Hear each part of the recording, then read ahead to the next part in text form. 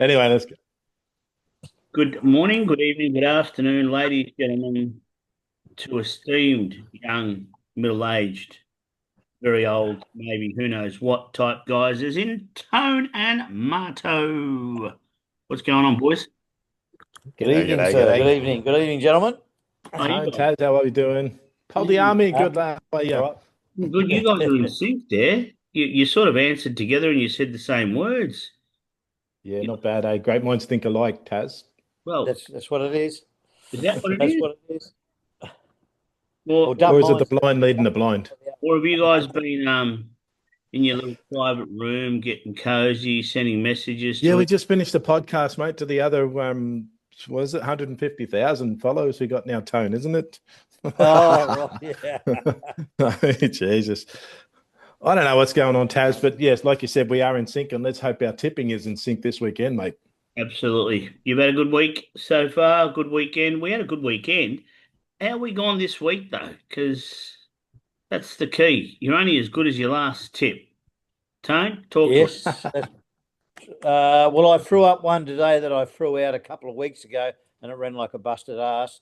Jockeys, see, shit jockeys. I don't know what they're doing. Absolute crap. But Who was yeah, on today, Tone? well, I can't remember. I've forgotten. That's how shitty I was after the race. Um, Man. Well, I want to no, I go can't remember. Uh, le- oh, one of those bloody. Luke Cartwright. Was it him? Uh, Oh, no, yes, the no, no. apprentice claiming. No? Yeah, yeah. Apprentice Marto. Who was it? Which one was it? I thought it was Luke Cartwright. Oh, He's hang. still It claiming. might have been. It might have Doesn't been. doesn't matter. It doesn't matter, it lost. That's It right. didn't even But Yeah. play. but before I go to Marto, delivering races horse four in a row today. Oh yeah. It Delivering. was yeah, I had a little sneaky multi with something else. But yeah, very nice. Like you said, four in a row. Four in a row, led from start to finish. $1.95 stepped up in class. Good on him. Great. Well done. Well done. Nice price. Enjoy the spoils. Who's whistling in the background there, boys? That's not here. No, nothing's here, mate. Okay, might just be mine. The Gremlins. Can you not hear it? We can hear it. There's something in the background coming through. It's like a TV in the background. Interesting. I can't hear Maybe the anything. racing gods they're on our side. We're picking up Mars FM. Well, it could be the aliens.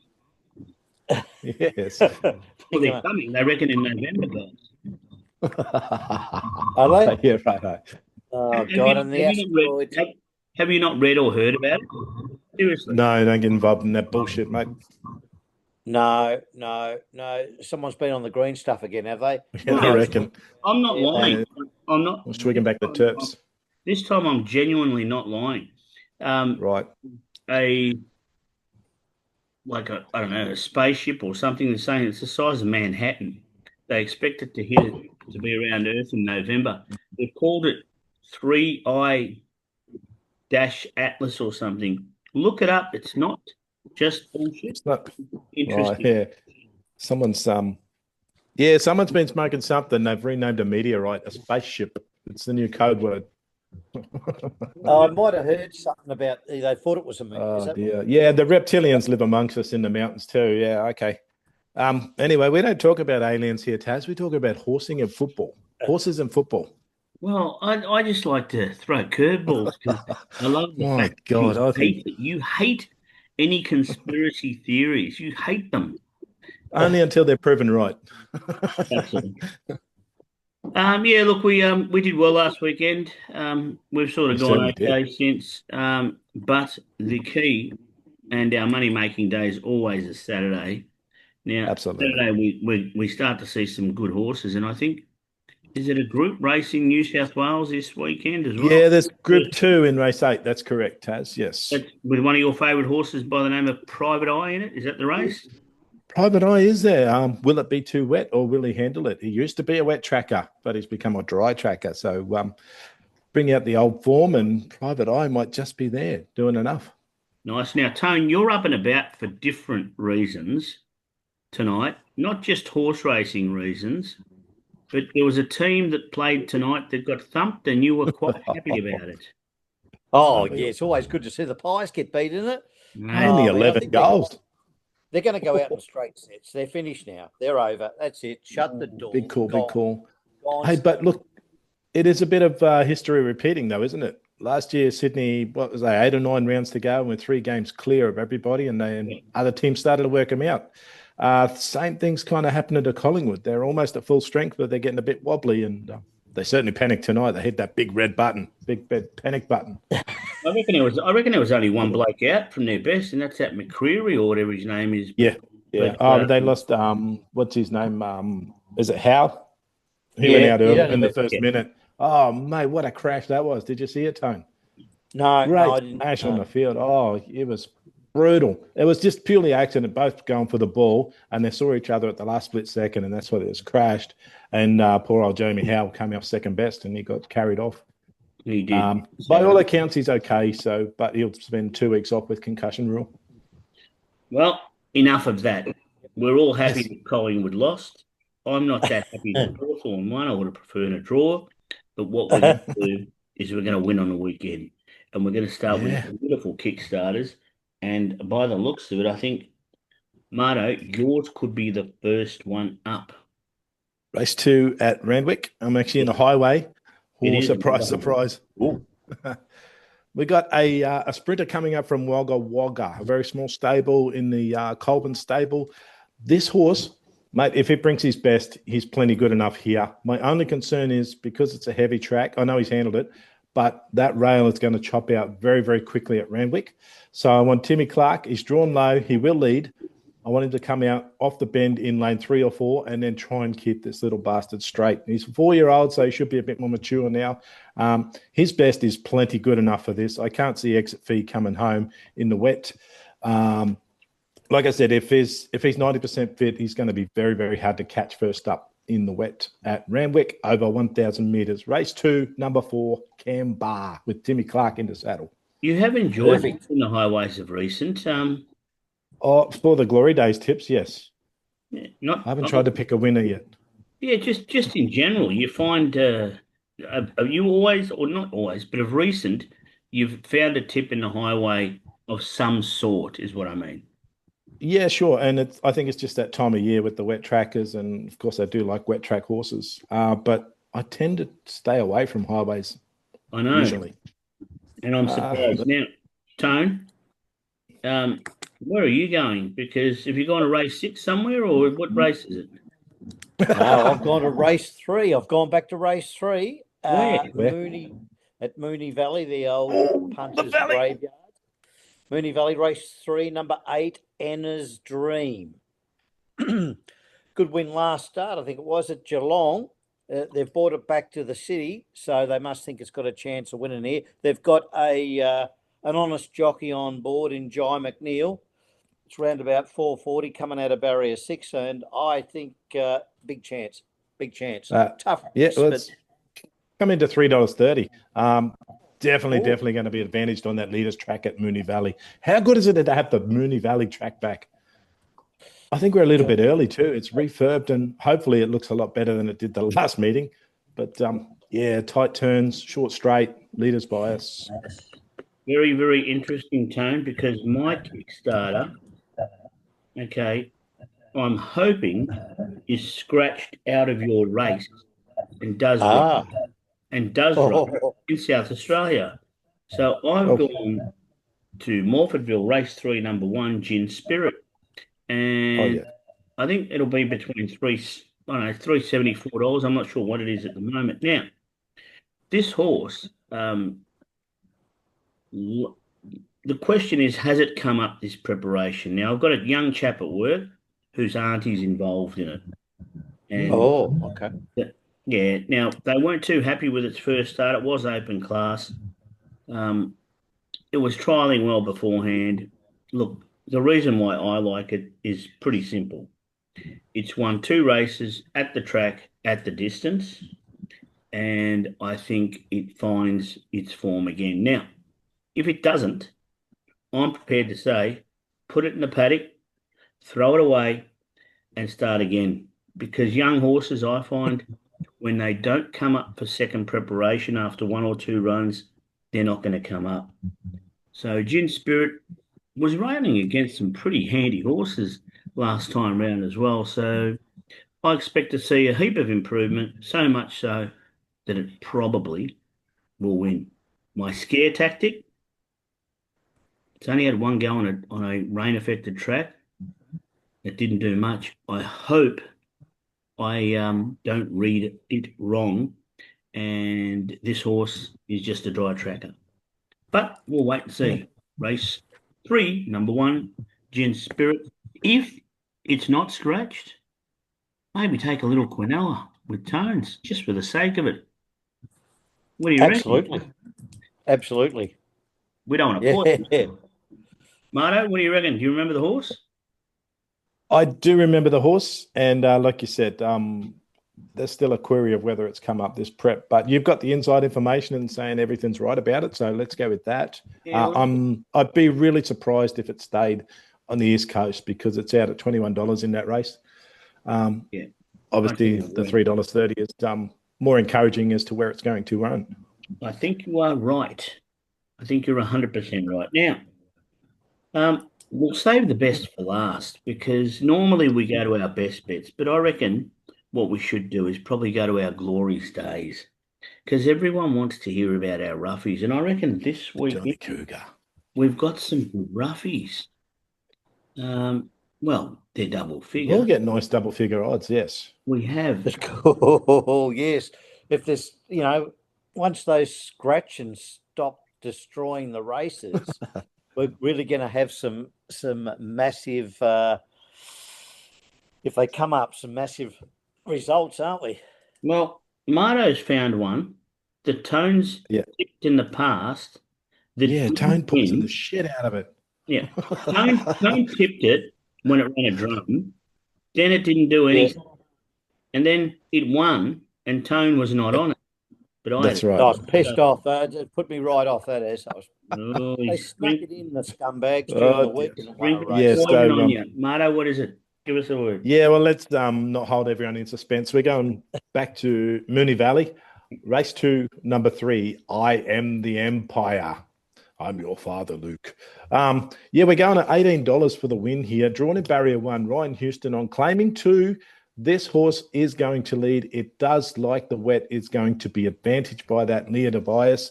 And he's going to be out front running his own race because I really don't see too much else coming out around him and putting any pressure on. So good luck chasing him down. It was a very, very good win on another leader bias track at Sandown last start. I know you missed it, Tone, but it was 2,400. We're going out to 2,500 now, which really, really suits him, I think.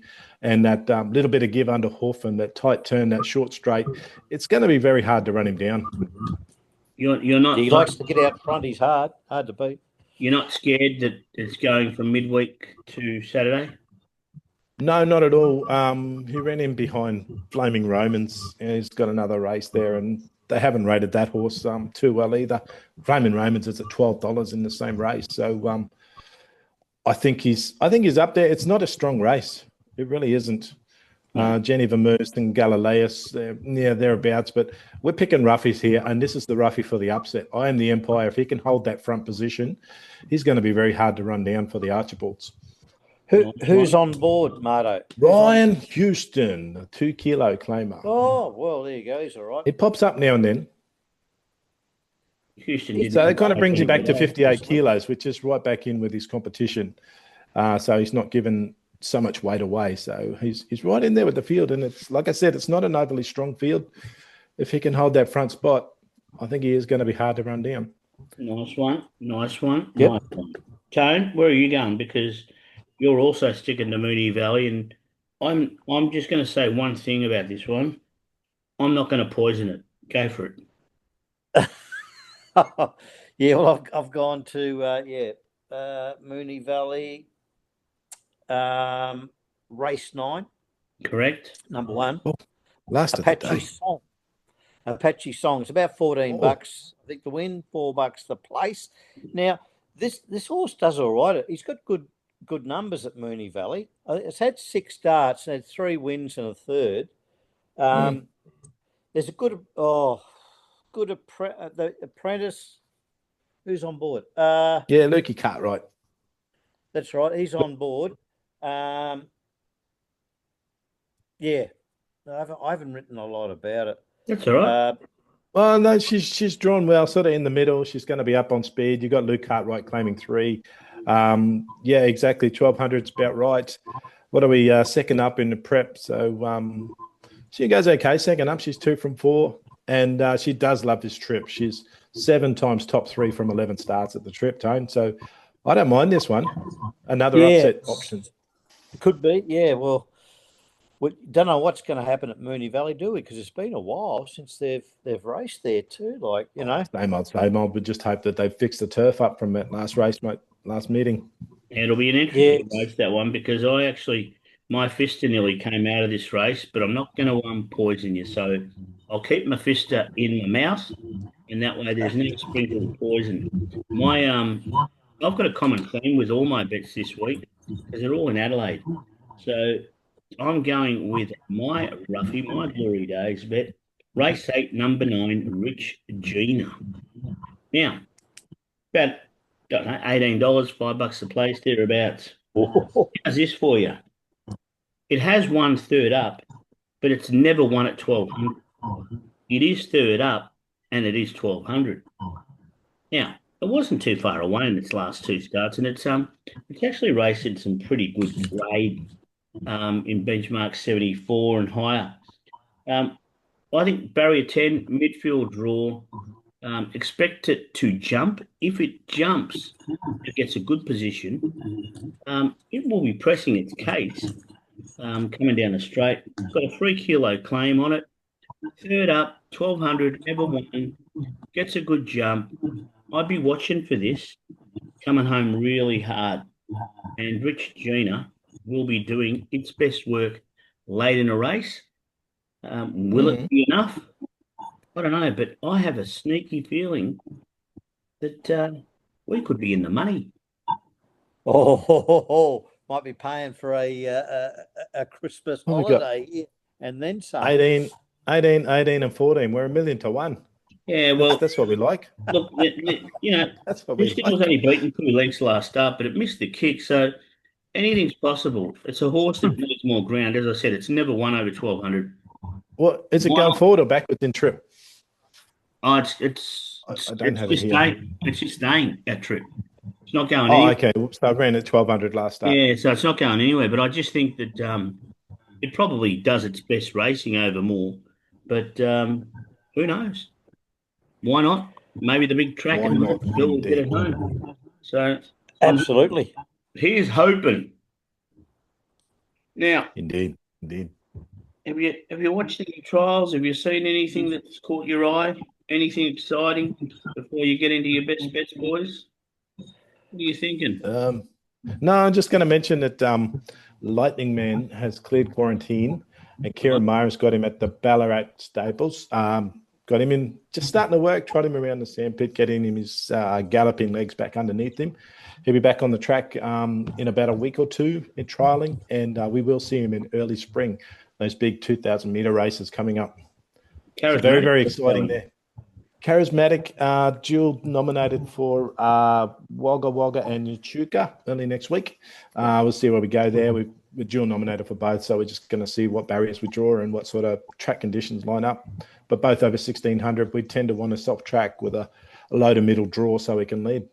Yeah, well, I think that probably means that you're not going to go to Echuca because I think you've drawn the outside. Well, then we scratch that one out. We'll go to Wagga Wagga. Well, who trains Charismatic again? That's the Hayes boys, mate. Yeah, because the Hayes boys don't mind going there. Maybe they'll get Blake. No, that's true. Blake McDougall, is that his name? Yeah, Blake McDougall rides around there. Depends on what assignments he's got in the other meeting, if there are any. But you're right. They do sneak him in there. It's kind of like Bjorn Baker sneaking over to a Bathurst or Orange. Yeah, that's right. If you remember Overpass when it's maiden at Orange, and all know what happened with that. So, but they do tend to sneak him over to find the win there. Nice one, Tone. Have you got anything in that pocket? No, nothing. I haven't found anything special yet. But now all these good horses are, starting to come back. Be starting to take more of a look at how everything unfolds. Yeah, it's getting a little more interesting, isn't it? We're seeing those spring races at the trials at least. So there's a little sniff of spring in the air, just that little misty breeze. It's coming. It's just around the corner. Vera Sistina just trialled earlier in the week, and I think it went okay. The question that I was reading somewhere, I don't know what forum or what, it says, will Via Sistina be beaten in the Cox Plate? So they're already asking that question. So that is the question. It will be interesting. She's another year older. There are some very, very good 4-year-olds coming through behind her. So it's going to be interesting racing this spring. Well, that's the thing. And I mean, as we get a year older, we get a bit slower, don't we, Tone? Yeah, we do, don't we? Well, I'm not going to say that we don't, but that's why I said don't we, Tone? I mean, nice driver. Chicken. I'm starting to keep more of an eye on the jockeys too. Bloody Willow's not doing anything at the moment, but he'll be sucking up to the owners and the trainers and trying to ride a few winners. Blake Shin should be put in the sin bin. Right. He's an absolute riding like a busted ass at the moment. He won the jockey premiership. He's just taken a week off to celebrate and relax. Willow had no chance of winning, so he's just taken a week down to wind down and relax. They'll be back for the spring race, and don't worry about that. They'll be fighting each other out. Oh, geez, I think there's a but as you know, Marta, all the good jockeys are coming, all the good hoops are coming back now. Like you've got Damien, they are. Mickey D, get on the Mickey D. Jamie's not just riding Benny. She's riding winners as well. So. She is actually, yes. She's riding quite well. She was on one last weekend. She went a little bit early, but the horse hung on. But, female jockeys. We got the Queensland Premier jockey for the season. What was her name? Angela Jones? Yeah. Yes. You got the female jockey in in Adelaide as well. She's won a premiership there. Linda Meach has won the provincial premiership in Victoria. So the female jockeys have got their hand up. They're not just women on horses anymore. They're actually competitive. I'll tell you what, I was having a conversation with a bloke today, and we're talking about the difference between good jockeys and other jockeys. And he summed it up nicely, and that is like, as much as you can hate Willow Tone, but jocks like Willow, Blake Shin, Ben Mellon, J-Mac, when they're riding, whether they're in form or not, they make the right decisions 85% of the time. And if the horse ain't good enough, it's probably not good enough. Whereas we compared it to a Jordan Childs who rides for Graham Begg. Now, it's bizarre that a jockey like Jordan Childs is loved by Graham Begg, but does he make the right decisions, whether he's got the horse or not, consistently? And that's, I think, the difference between a good jockey and a not so good jockey, being able to make the right decision, irrespective of whether the horse is good enough or not. That's right. And it is only over a split second, so they do need to think quick. And if you hesitate, you lose that spot. You lose that gap. You can't go through anymore. Now you've got to go around. So there's the wrong decision right there. Or you go into the rail instead of coming out 3 wide off the bend. And those are the decisions they've got to make, and they're only made very quickly over a split second. Yeah. Some are just better at it than others. Time? Some of them just can't count. Some of them just can't count. What pisses me off when they miss the start in a 1,000-metre bloody sprint race, like, what are you doing? Like, sometimes it's not the jockey's fault, but come on, what are you doing? I reckon, and I reckon that especially at metropolitan meetings on the weekends, it should only be apprentices who are the top 2 or 3 apprentices should be the only ones being able to ride horses. If they're any lower down the ladder than that, sorry, country, get out there in bloody Leyland Brothers territory and ride one in Wagga or, Timbuktu. Earn your stripes first, you reckon? Yep, get out there. Don't come into town. Well, it works in football, I guess, but sometimes there's just not that option there, Tone. Sometimes the jockeys are away overseas or in other big meetings, so they have to bring those apprentices through. And for the owners, if you've got a horse that's coming down in grade and carrying 60 kilos, you put a 3-kilo claimer on it, suddenly you're running at 57 kilos and you're right in amongst it. You're a much, much better chance. I would agree with you. I've just realised, mate, that the aliens are coming from your screen. I don't know what's going on, but every time you seem to start talking, it's like you get that noise. See, there's your little echo in the background as well. Somehow there's a bit of backfeed echo. We're all twice as nice tonight. So when we talk, We are, there's but I'm telling you, it was because I kick-started the show with the aliens. They're probably watching it. They're tuning in. Your best bets. Let's go with Tone. Lead us away. Oh, man. Oh, look, I've had to go across the border into your territory, Taz. Oh, my I've Lord. popped across to Adelaide. What is it? The only state where the ships don't take on water when they come in. Your Colin Creed territory. Yeah, so I've gone to Morphettville, race 7, number 9, Sickler. It's short. It's about 290. It's 1-3 on the trot, I think, and it should be 4. You picked the toughest race, the best race on the card in South Australia to bet in. Do you know that? That's like the main race of the day in South Australia. Well, what can I say? I couldn't find anything I liked in Melbourne and Sydney. Tone's going to be up there. Tone's going to be up there on the grassy knoll, just shooting the other jockeys. Get this thing home. It's a tough race. I'm not going to poison you, but honestly. Oh no, you've got one. I know you've got one. I've got more than one in this race because I reckon it's a good race. But I was surprised that when you went that race that you didn't go for one of your old favourites in recommendation. Yeah, it's sometimes you just have to let some go, don't you? That's it. And some of them, sometimes you've got to fire your customers. Yeah, that's a little sneaky though. Recommendation slipping back across the border. I think it ran in Victoria a week or two ago. Yeah, it's a tough race though. There's another horse, there's a couple of horses in this race. And again, I'm not poisoning you, right, Ben? Because I think you've gone for the informed horse, the horse on the up, all that sort of stuff. But Is It Me is another one. Its first up record is phenomenal. Lynn Garney loves the wet. Return to form. It is probably the toughest cut race on the South Australian card. But we know where Tone likes to go, and he goes where others dare not go. So well done. Yes. Good luck. In Tone, we trust. $2.90 now, could be $3 tomorrow, could be $4 with a drift, but get the chocolates, Tone, and that's all that matters. Good luck. Good luck. Yeah. Yes. I think it will be a drifter, this one, because like you said, it's a tough race, isn't it? And there are a lot of chances. Very tough race. But doesn't matter. You pick them. As long as it wins. That's it. Marto, where are you going? Because you found one at Trot sensationally. I have, it did, but it is, speaking of tough races, this is a very, very open race. And I'm going with one that's got a little bit of a dubious first up record, doesn't really perform first up, but his trial leading into this was incredible. Like you said, it was just quite amazing.